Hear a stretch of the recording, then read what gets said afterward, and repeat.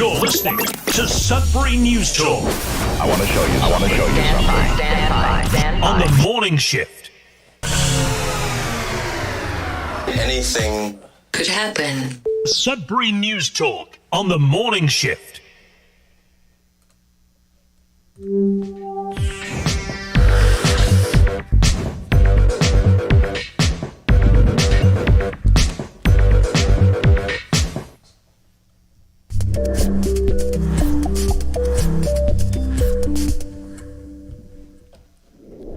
Hey everyone, good morning. Welcome to Sudbury News Talk on the morning shift. I'm AJ Walsh. I'm glad to be here with you. Thankful that you're here with us, and we're good to be on today. We're good to be on. Yes, it's a good day. I'm glad to be here with you, and it is Friday, so we're ready for the weekend. All you that can celebrate weekends. Not everybody, has the 9 to 5, Monday to Friday kind of gig, and your weekends don't really look any different than the rest of the week. But for those that the weekend actually makes a difference for, a lot of us, everybody's working for the weekend kind of thing. Loverboy, you remember that song?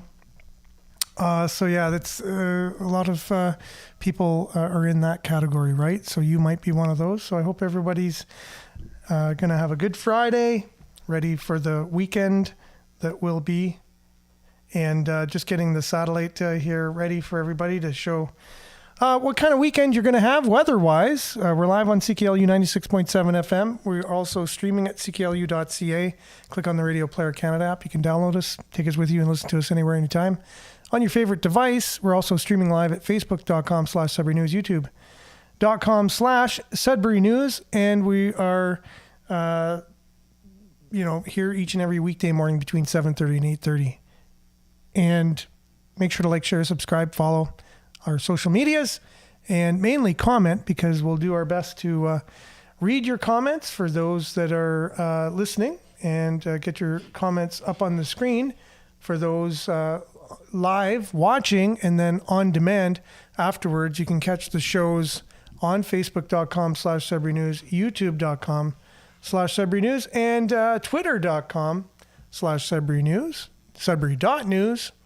It's a lot of Sudbury news. Now, we discuss the news mainly from a Sudbury's perspective, but it also has, people from all over check in, whether they're from Sudbury at one point in time or they're planning to come to Sudbury. They check in to see maybe what Sudbury is all about, what's going on. So we cover CTV Northern Ontario. We cover CBC's reporting, Sudbury.com, Sudbury Star, and all of that can be found, aggregated on our Sudbury.news website. And as Facebook and Instagram are no longer sharing any news, whether it's local, national, international, they're not sharing it due to government policies. Whether they are on purpose or not, we don't know. We just don't know. The government policies caused us not to be able to share news anymore on the most popular platform that there is, which is Facebook, meaning there's more people on it and more people that are interested in news because it's an older demographic, right? So no longer able to be shared. Now, for some reason, we're able to talk about it on this show on Facebook and YouTube, and we'll take that as long as we can, as long as we're on.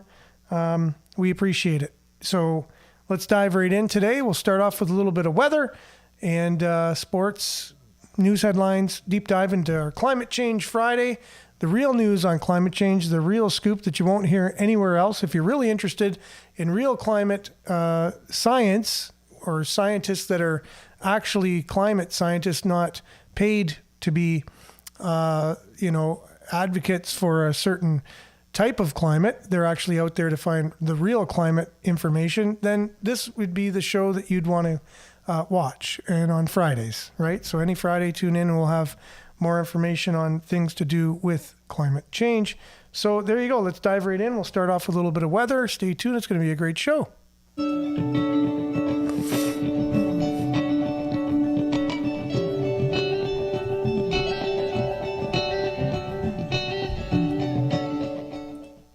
And Sudbury weather brought to you by Sudbury Weather.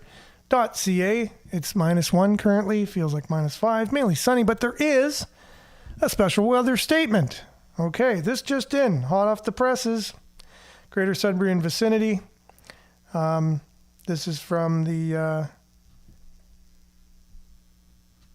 Government of Canada, so you know it's true.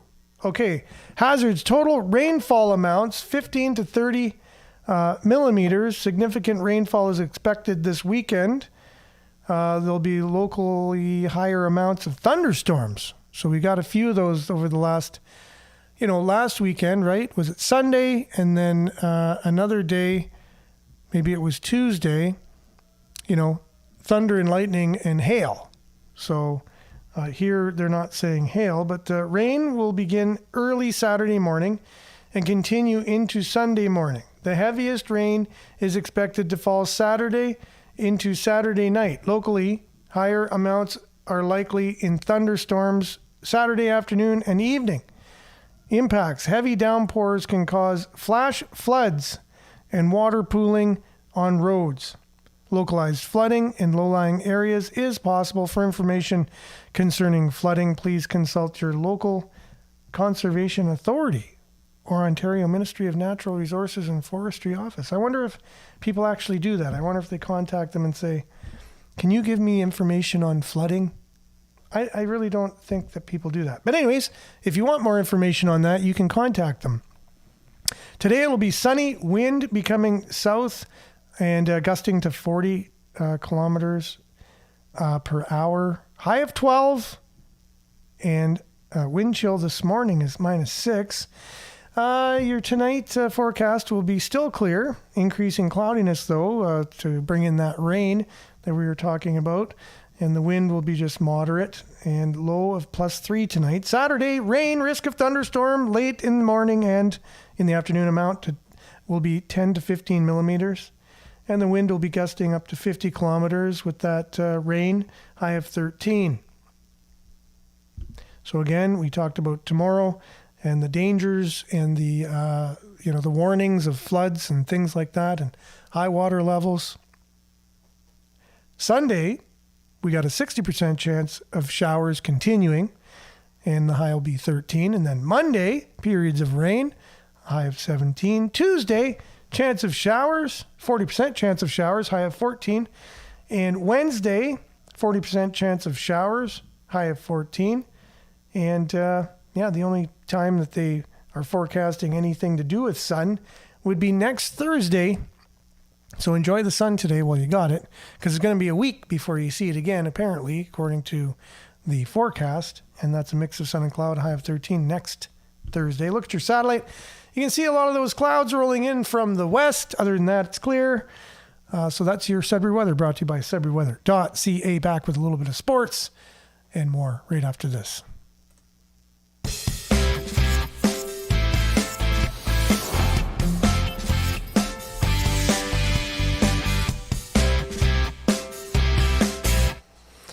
Your Sudbury Cubs are the NOJHL champions. NOJHL champions. Yes, they beat the Powassan Voodoo. Wow, my tongue is just wrapped around this morning. I can't speak for some reason. But yes, we'll be going on to the Centennial Cup finals, I believe, Miles was saying. This morning. So the Sudbury Cubs get it done. Championship. And we're excited for them. And in other news, unfortunately, the Sudbury Wolves, as we know, didn't have the same results in their quest in the playoffs. And unfortunately, the coach is stepping down, and we have more on that from... Oh, no, we had more, but the sound didn't work from CTV. So here we have the story on our Facebook page we shared yesterday. Here you go. So the Sudbury Wolves Hockey Club announced that Ken McKenzie will be stepping down from his role as head coach. Reflecting on the season with the team, Ken McKenzie conveyed his sincere appreciation, remarking that this year has been extraordinary. I'm deeply grateful for the players and our entire coaching and training staff for their steady dedication day in, day out. I extend my sincere thanks to Dario and Rob for entrusting me with the privilege to coach this exceptional group. I owe tremendous debt of gratitude to our incredible fans whose energy and passion electrified the game. So yeah, Coach McKenzie will be stepping down, or has stepped down, as coach of the Sudbury Wolves. Yeah, and back to the championship that the Sudbury Cubs defeated the Powassan Voodoo and now are going on to the Centennial Cup Championship Tournament. So congratulations to them. And that's your Sudbury Sports, brought to you by SudburySports.ca. We'll be back with news headlines, your comments, and more right after this.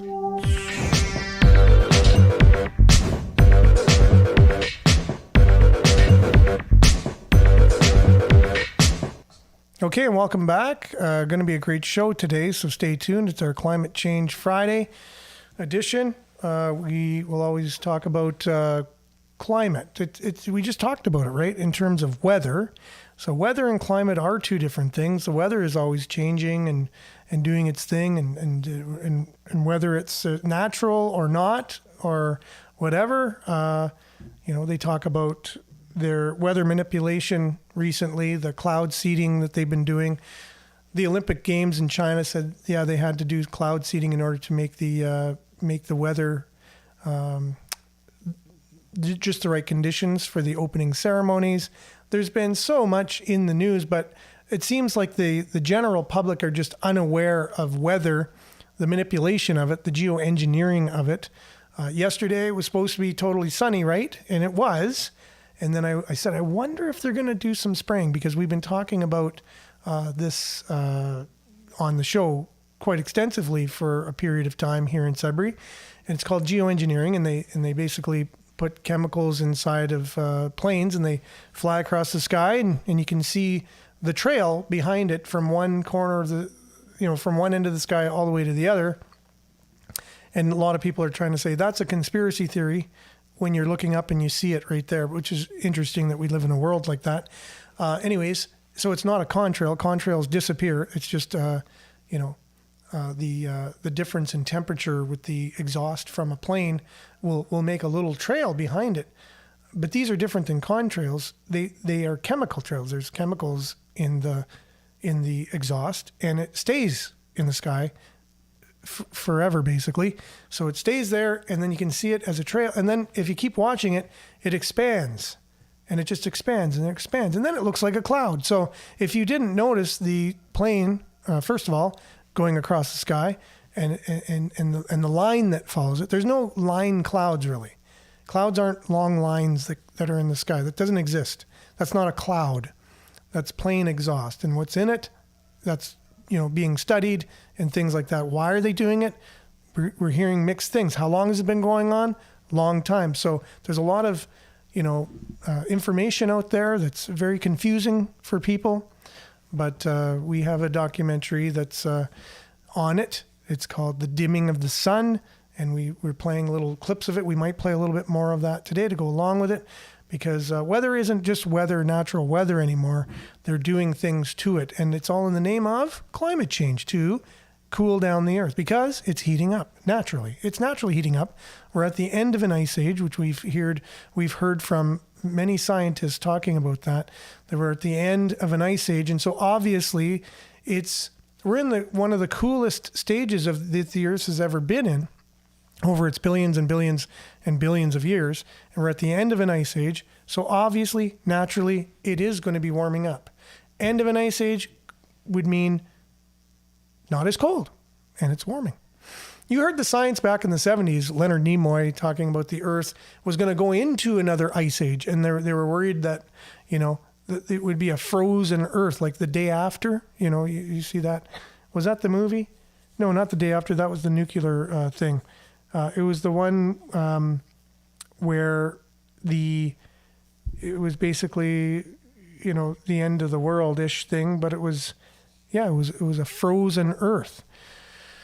Back in the early 2000s, late 90s, something like that. Anyways, so that was the the consensus amongst scientists in the 70s and 80s that we were going to go into an ice age, but then they flipped that on its head and changed it, which we didn't think science could change. A lot of people, science, the science is settled, things like this. Scientists don't settle. Scientists ask questions. And when someone says it's settled, there's going to be scientists out there that are going to be right on it to change their, to try and disprove things. That's what science does. It tries to disprove the common accepted things of the day, right? So I found this interesting on a friend of mine shared this the other day, and I just thought it would probably be good to show now. So it's a meme, right? Memes are telling sometimes. They're like political cartoons, modern political cartoons, right? So it says 97% of scientists agree with whoever is funding them, right? So that's 100% true. 100% true that 90% of scientists agree with whoever is funding them.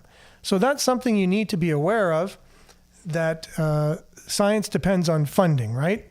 Like you wonder who pays your salary at work, right? You'll know who pays it.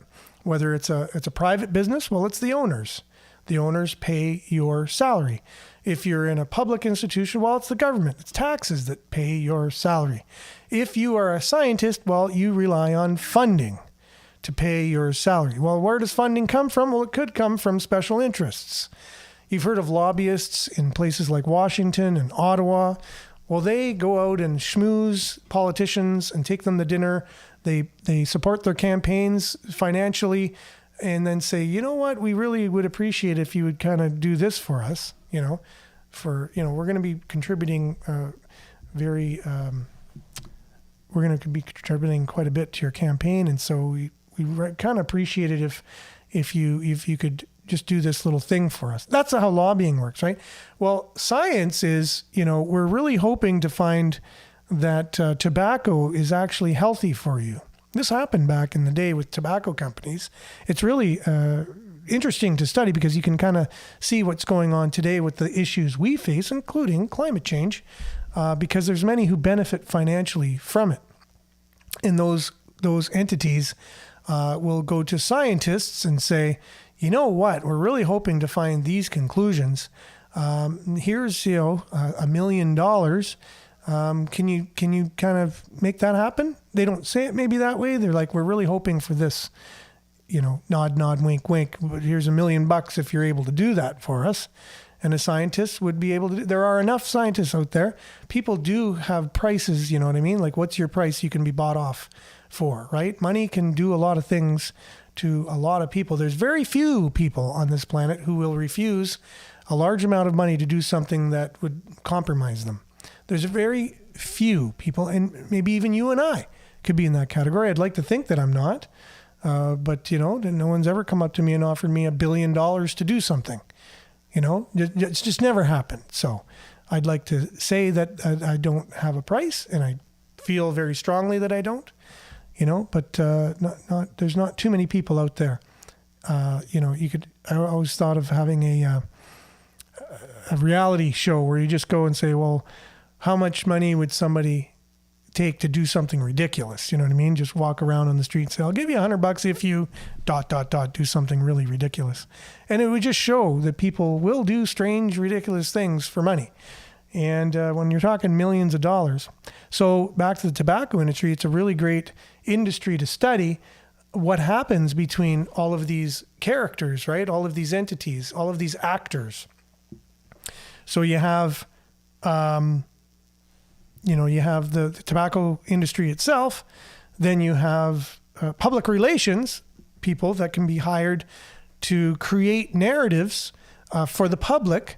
And then you have the media that will either take these, public relations statements and just kind of state them, or they'll question it. But either way, they're part of this whole thing too. And if you were able to get a few journalists, let's say, hey, I can give you $1 million for your organization, as a donor, but we really do need a bit of a favor. Are you in? we just need to put a positive spin on this thing. You know, there are some reports out there that tobacco could cause cancer. You know what I'm saying? But we just need, you know, we can't, you know, our industry's at stake here. This is a multi-billion-dollar industry here. You know, a couple million for your organization, you know, if you just want to do a positive story. We just got this scientist that did a study for us, you know, that they went to the same way. And so we just want you to just say this scientist said, you know, news headlines. There's been a scientific study recently from so-and-so from this university, and they said tobacco doesn't cause cancer. Right? That's all they need. And then that goes out into the news. It's one study from one scientist, and they are paid off, and it's done. So if an industry wants to keep alive, there's ways to do that are not above board and not ethical, and it does happen. I remember in school taking journalism that I was told by my professor that this kind of thing doesn't happen. I was like, oh my goodness, really? Like, really? And right in the textbook, it talked about the tobacco industry. And it was almost like, yeah, it happened in the past. It could never happen. No. We have the highest integrity in journalism. No one's going to lie. No one's going to do something like that. But people who are at least privy to what journalism is and do the digging themselves, it's very easy to see what's going on in our mainstream media, which means the media that most people call, you know, the CNNs, the Fox Newses, the CBCs, the BBCs of the world, CTV, you know, these mainstream news outlets. And you don't have to pay off the anchor. You got to just pay off the person who's putting the stuff on the screen that's in charge of it. The main editor, you know, that's it. The main editor's got the authority to say what is said and what's not. The anchor just reads.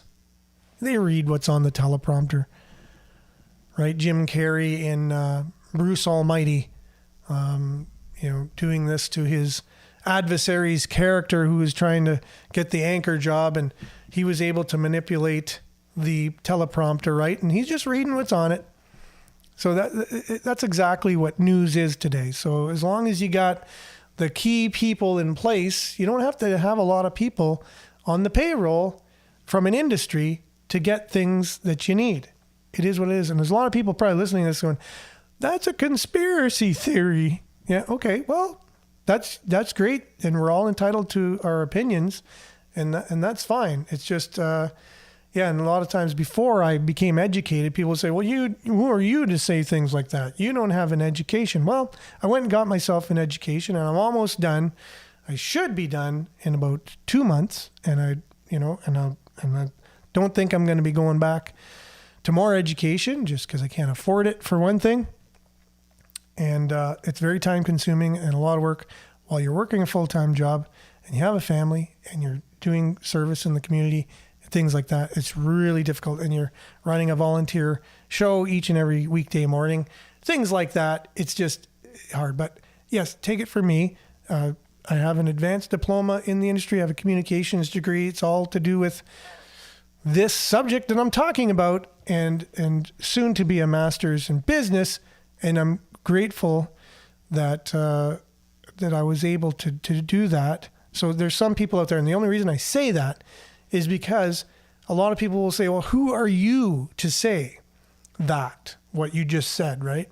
Like, so you have to give some kind of background. Now, I have my own show. I can't say, well, I work for CTV for 3, 4, 10 years, whatever. That would give it more credibility to some people. I worked in the mainstream media, but by the time I graduated, the mainstream media was already crumbling, and and especially now, good luck getting a job in the mainstream media. Anybody, anywhere. They just laid off 6,800 people from CTV. 600 or 700 people from CBC, right? So with that, I'm just going to check in on our people joining us this morning. Judy, good morning. Thanks for being with us. Marianne, good morning, everyone, from sunny but chilly Barrie, liked and shared. As usual, thank you very much, Marianne. And Denise, good morning from Espanola. And Monique, grand rising people with a heart emoji and a sunshine emoji. Belinda, good morning. Positive statement of the day. Don't allow anyone to walk in your mind with dirty feet. Toxic people distract you from what matters and what is important. A little extra on yesterday's positive statement, it sounds like, and we really appreciate, or the day before, I think, just recently anyways, about, the people that you spend time with affect you, and make sure to spend time with positive people, because the more positive people that are around you will affect you more positively. So thank you so much with that, and that is true. Denise, share it out to the groups. Remember, people sharing is caring. Thank you, Denise. Much appreciated.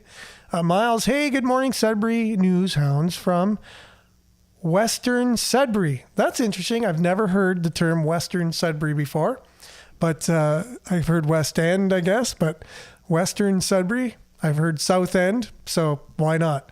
Western Sudbury, good morning, Miles. Climate Change, the movie, The Cold Truth. The movie with real science. Interesting, okay? I don't know if I've seen that one, but yeah, I guess I could check that out. Climate Change, the movie, The Cold Truth. I will have to check that out. There's many out there.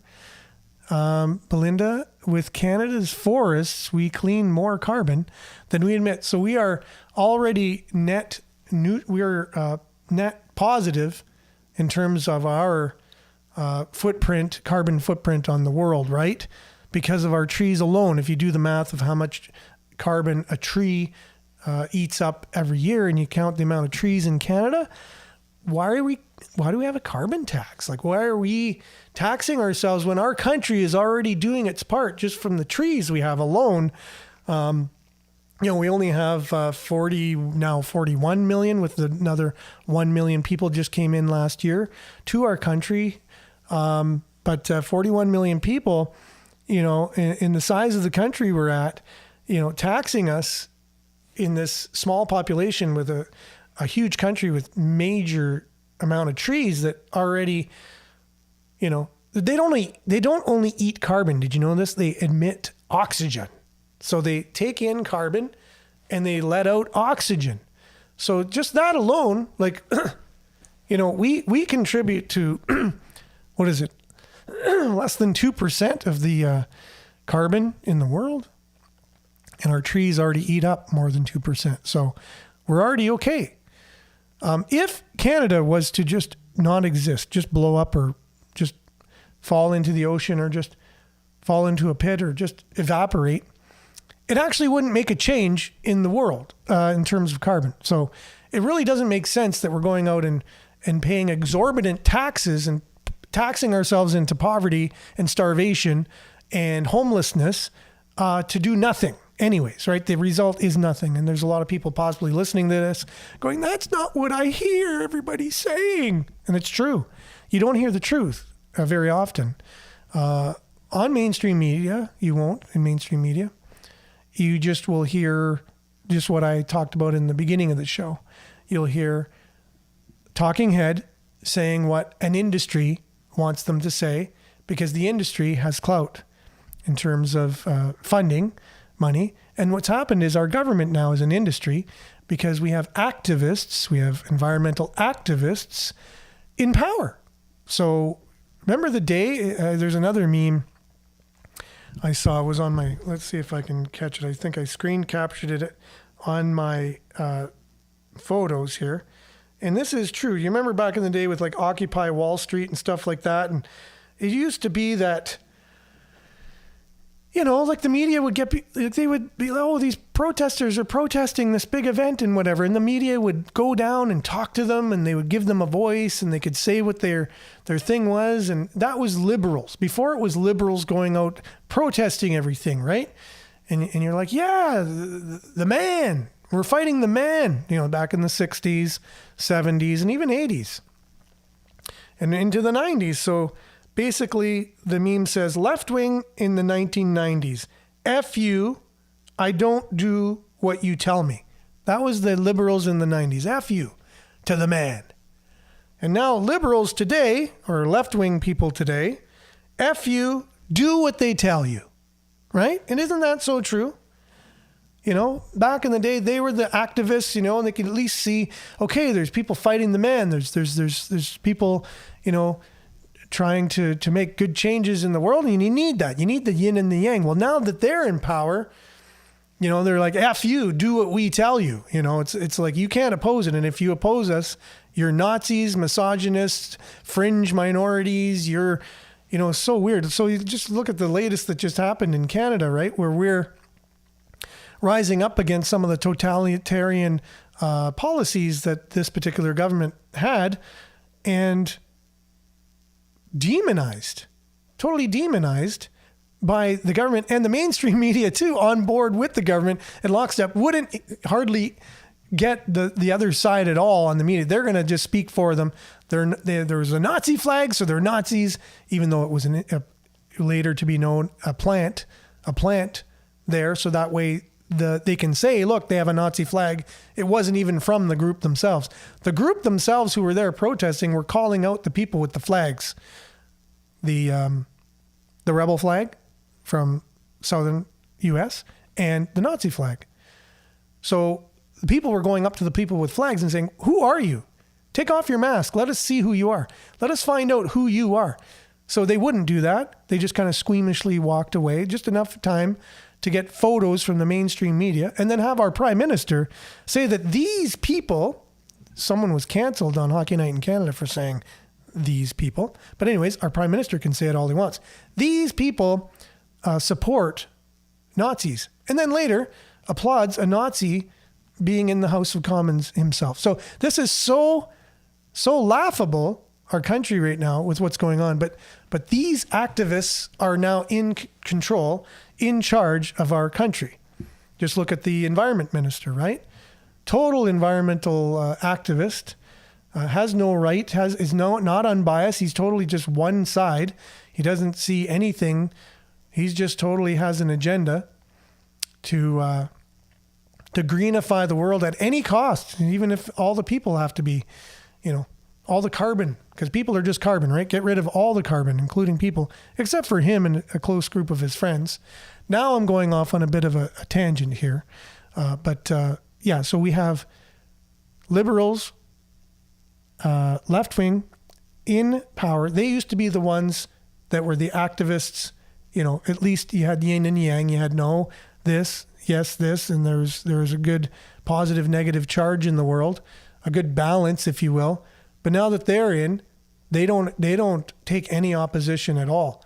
And they have the media on their side as well, just saying basically anyone who doesn't agree with them is some kind of fringe, some kind of conspiracy theorist, some kind of whatever. And just lately, Polyev was down with some of the people protesting Justin Trudeau and just demonized him. You know, he's with those people. It isn't interesting what they're demonizing those people. And you know what those people's basically what they're fighting for, what their cause is freedom. They're fighting for just freedom. Remember when freedom used to be a good word? I thought just recently, just a couple of years ago, freedom was positive. We all wanted freedom, I thought. But do you see how it got demonized really quickly because it's opposing the powers that be, right? So how could you demonize freedom? Like even the Canadian flag, like people were being put down for having Canadian flags. Like what kind of world? How quickly did the world change, and why did it change that quickly? You know, that freedom is a bad word and the Canadian flag is antagonistic. Weird. You know what I mean? Like, so what's going on here? Who's in charge? Why are they doing what they're doing? Why is the narrative going the way that it is? I think I explained it at the beginning of the show. Because government now is an industry. They have very focused goals.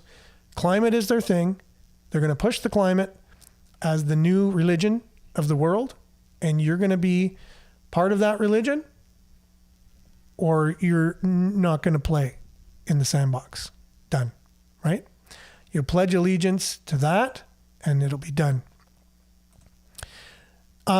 So quickly, we're going to get more into that a little bit later on for our deep dive, as time is quickly running out. But I'm doing my best to get everybody's comments up on the screen here. CTV, look at the state of our... so first of all, Sudbury, right? Here's a headline from Sudbury. That numbers of overdoses in the Sudbury area appear to be rising. This is from the Sudbury Star. Report says frontline workers warn that more toxic substances may be circulating locally. So again, I take that headline, and I know that there's certain people that were vying for the spot. Do you remember the safe injection site, the safe consumption site that we had here? And they were warning us that if they're not around to give safe drugs to people, then everything's going to go to heck in a handbasket, you know? So you see a little bit of this going on locally, right? So there's groups out there. So the headline is, there's dangerous drugs out there. Frontline workers warn that more toxic substances may be circulating locally, because their whole thing is that there's dangerous drugs out there and we need to give free, safe drugs. So that's it. That's done. That's the slogan. It's almost like the tobacco industry, right? Tobacco industry, they never had a health aspect to it that was good. It's just, if you want to smoke, it's not bad for you, right? So smoking, do what you want. Many people do it. All the famous people do it. Doctors do it. You know, all your friends do it. Why shouldn't you do it? Oh, it causes cancer? No.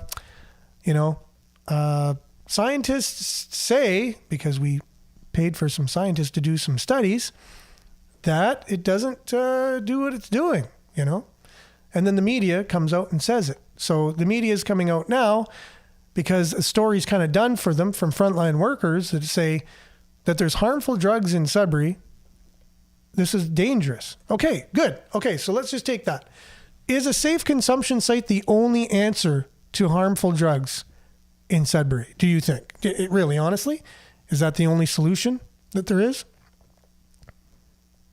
No, it's not. There's other solutions. But why aren't we talking about all the different solutions that there could be for people taking drugs? Do you think people taking drugs is a new phenomenon in the world? Look what the British did to China. I think we're seeing the effects. China has long memory of things back in the day. That the British used opioids to addict the citizens of China in order to take over their economy and take over trade back in the day. So now we see. So it's not a new thing. People being addicted to drugs, but there's different ways than just giving them safe drugs to get them off of that, get them off the streets. One thing is if you had rehabilitation centers where people could come and they maybe possibly at the beginning, there's some safe drugs that are given to them for a short period of time to get them off.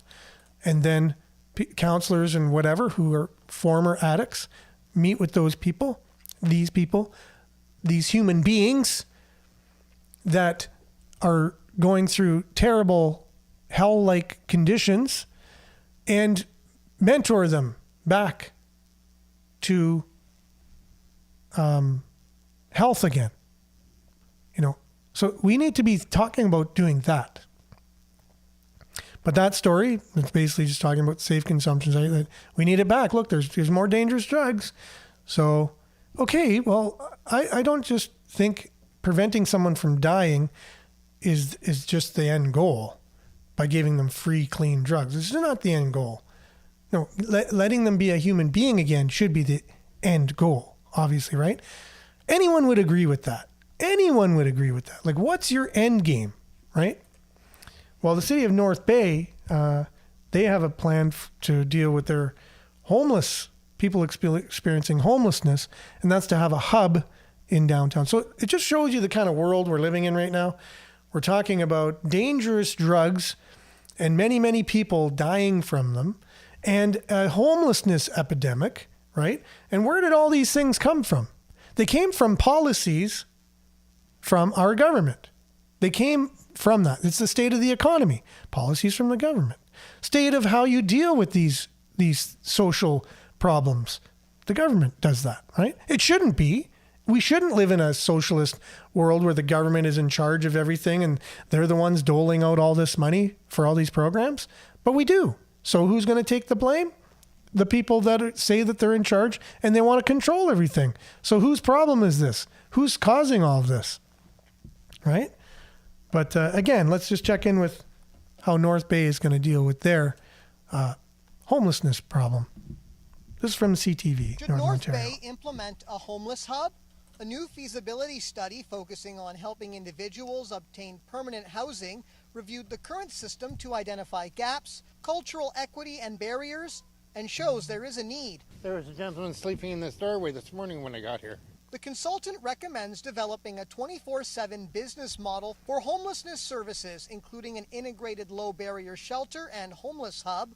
Social Services Board Chair Mark King is not a fan of the idea. We've already done that at Northern Pines. We've probably invested about $14 million in that particular project. The majority of the board members, they were a little bit concerned about what that meant. The report states this kind of model aligns with the district's goal of ending chronic homelessness, while at the same time provide pathways to services like emergency shelters, warming sites, food security, and outreach services. I can see a certain portion of the recommendation from the consultant with respect to the hub as an information center. I wouldn't want to go any further than that. I stayed at the low barrier last year. We got to line up to get in. It's a long, tedious operation just to get in to get a bed. The board is exploring the costs and resources required for planning, implementation, and operation, as well as recommendations on how to secure funding should it want to further explore this option. One of the things I think that was important in the recommendation, realize the importance of outreach, providing people with information and trying to help them find the supports that they need. The Social Services Board says the report's results will be used to shape the next 10-year housing and homelessness plan for the district. Eric Tashner, CTV News, North Bay. All right, so there you have it. North Bay is grappling with the idea of how to deal with their homeless problem, just like we have Lorraine Street here. Similar, they had Northern Pines, I think he said, something like that. Anyways, so they have a similar kind of setup there. And it looks like there's positive and negative from it. It's not a clear indication of whether it's working or not. Now, this is the thing. Why is the country in the state that it's in? Do you remember like 20 years ago, 15 years ago, 10 years ago? That it was like this? Like, we wouldn't be talking about a homelessness crisis if the economy wasn't so bad. And why do we got all these things and then give services to everybody? I think this is the future. The way everything's going, this is everybody's future. You're going to have a warming site. You're going to have, food, stand in line at like soup kitchens and things like that. That's what all this is leading to. Like it's just a matter of the bottom keeps rising up, right? Like the threshold. And it's coming for you soon if it keeps going the way that it's going, right? Unless something is done for that. Now, I noticed Denise asked me about the OPP working in tandem with the Canadian military to conduct wellness checks in the Goderich area in the southwestern Ontario area. That's because of the leak that came out from the RCMP that if Canadians found out the state of our economy, there would be basically like a revolution. People would be rising up and there'd be civil unrest if Canadians found out the actual state of our economy, of what it's really like, right? So that goes along with what I'm talking about here with everybody experiencing this. Imagine going to your bank one day and them saying, sorry, we can't, same thing that happened in southern South America, same thing that happened in Greece. You know, you go to your bank and that's it. There's nothing for you. So this kind of thing could happen if the economy collapses, and we're not doing a good job with our economy here in Canada, and you're seeing the signs of it all around, right? So it's kind of like when you're cooking something in the oven and, you know, it's not cooked yet, but you can start smelling it. Oh, it starts to smell like something. At least it's positive if it's in your oven and you start smelling. But the signs are there that something's cooking in the oven. Later on, it will be ready, right? But the signs of it come before. So it's like fall, you know the winter's coming because all the trees start changing their leaves. Colors start changing on the leaves. You know that something's up. Something's going to be coming. It's the same here with the economy, the things we're talking about. So with that, you know, what is it all for? Like, why are we, you know, putting the economy, you know, why are we killing the economy trying to save ourselves from climate, right? Well, there's a, let's see here. So trying to get his name again.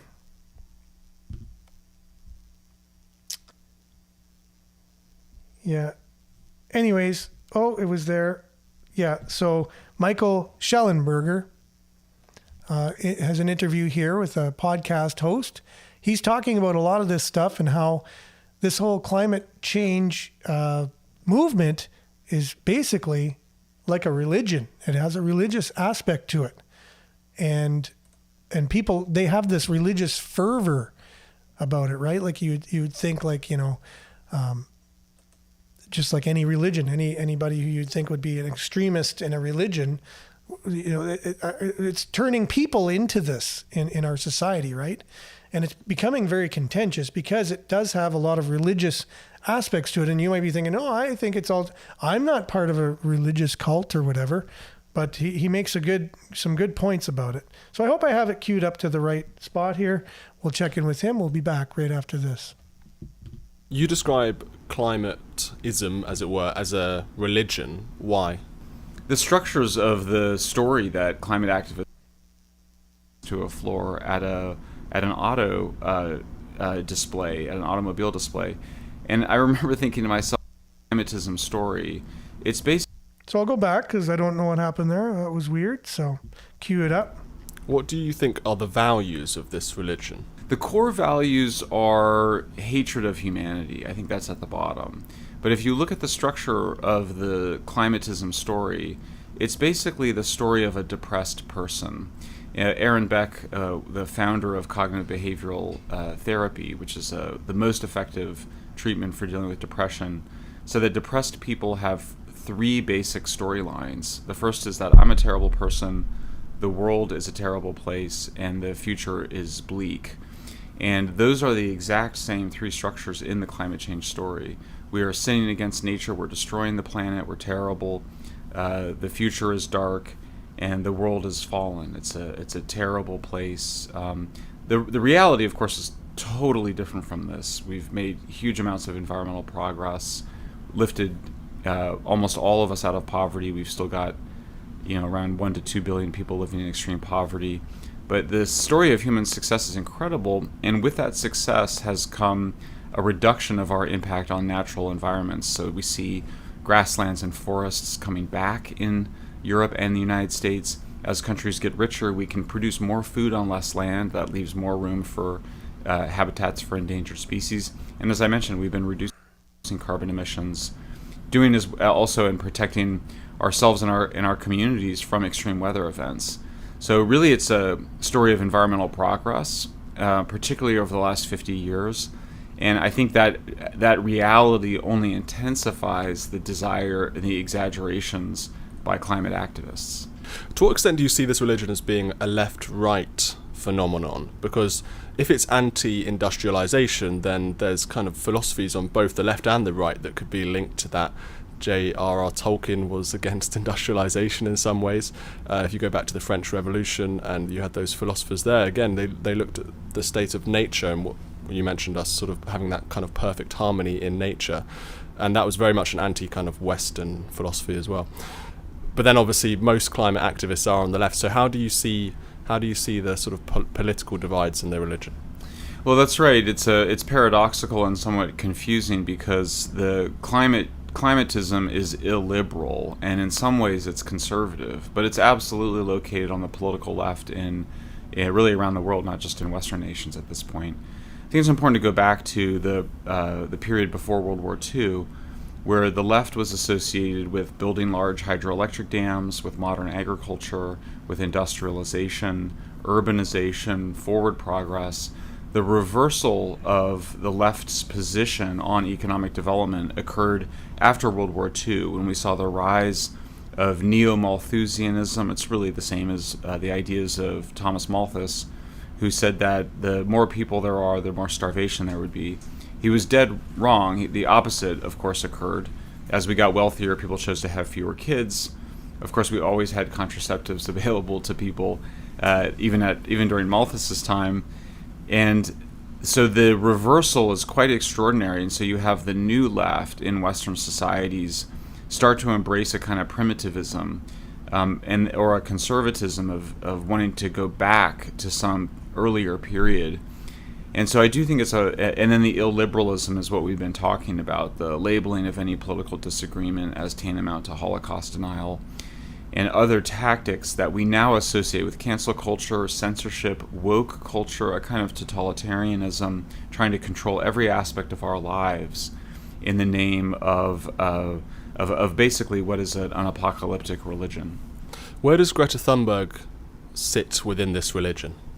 Well, she's a late-stage entrant and a sort of Joan of Arc figure, sees herself as speaking on something that nobody cares about. I mean, she's actually a product of the dominant secular religion, climatism, which is the dominant religion of Western elites right now. It's everything we've been talking about. Those are the views of the European Union, of the Democratic Party in the United States, of every left and center-left party in the world.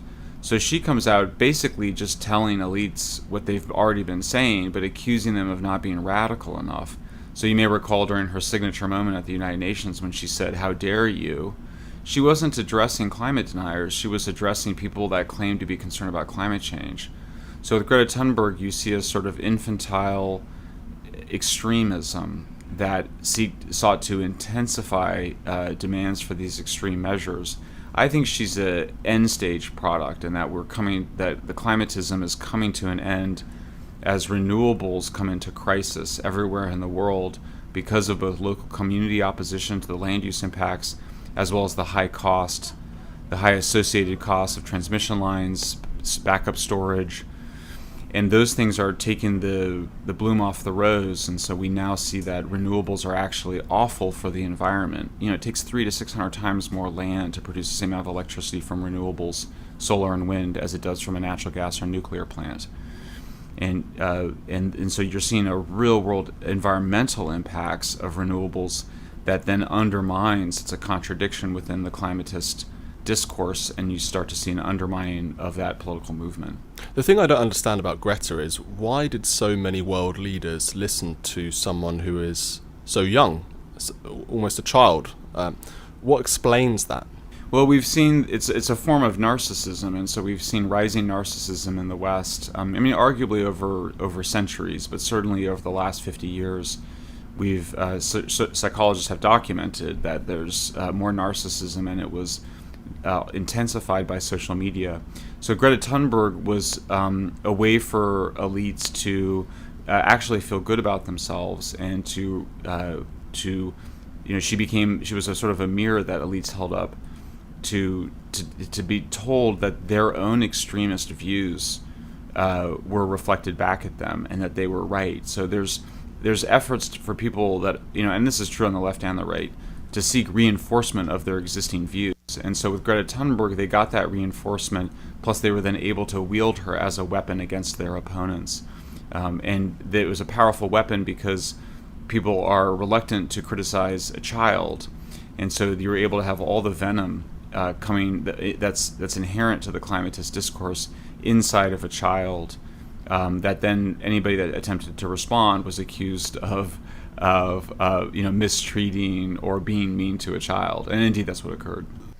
So very eloquent, educated discourse with Michael Schellenberger. I really encourage everybody to catch that interview. You just look up Michael Schellenberger and the use of climate science by apocalyptic activists is the title of that video on YouTube. So thanks everyone for being with us today. It is Friday, and we don't want to be depressed. So we don't want to have a negative look on ourselves, negative look on our place we live, even though things are negative. We know there's positive things we can do for it. And for the future, we know that your future can be positive even if the world is crumbling around you. Even if the worst of the worst was ever to happen, you still have the ability to have a positive outlook on the future, because that's just what human beings are capable of doing. So with that, have a marvelous, wonderful weekend. We really appreciate you for being on. Thanks for being with us. We'll see you, God willing, same time, same place on Monday. Have a great weekend, everyone. Stay tuned now for Earshot Daily on CKLU 96.7 FM.